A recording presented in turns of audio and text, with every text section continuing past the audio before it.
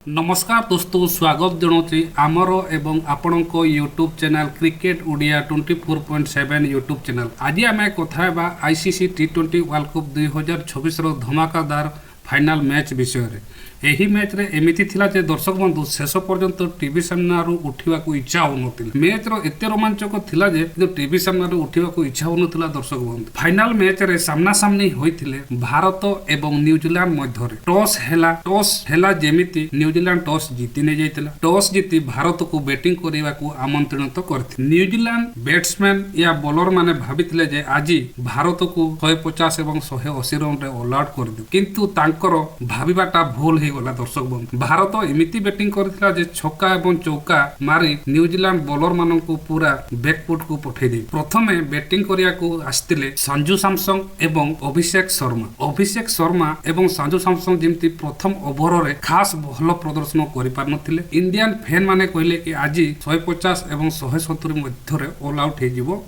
भारतीय बैट्समैन मान, किंतु जेमिति कि द्वितीय ओवर चलिला एवं तृतीय ओवर पावर प्ले रो षष्ठ ओवर मध्य रे भारत 92 रन ही संग्रह करथिला। ताबड़ तोड़ हमला कर देथिला दर्शक बंधु न्यूजीलैंड बॉलर मान। जेमिति अभिषेक शर्मा आउट हो जाइथिले तापरे आसीथिले ईशान किशन। से किछि ओवर भितरे भलो स्टेडियम को बॉल टाको पठाइबा को आरंभ कर देथिले। छक्का एवं चौकार वर्षा कर देथिले। उभय पार्श्व रे छिड़ा ही थाए संजू सैमसन। से भाबिथिला जे फाइनल रो आईपीएल मैच चली से गोटे पर गोटे छक्का एवं चौका मारिबा आरंभ कर देथिला संजू सैमसन 46 बॉल रे 89 रन संग्रह करथिला एवं ईशान किशन 25 बॉल रे 54 रन संग्रह करथिला। निर्धारित 20 ओवर रे भारत 5 विकेट विनिमय रे 255 रन संग्रह कर। सेति मध्यरु जसप्रीत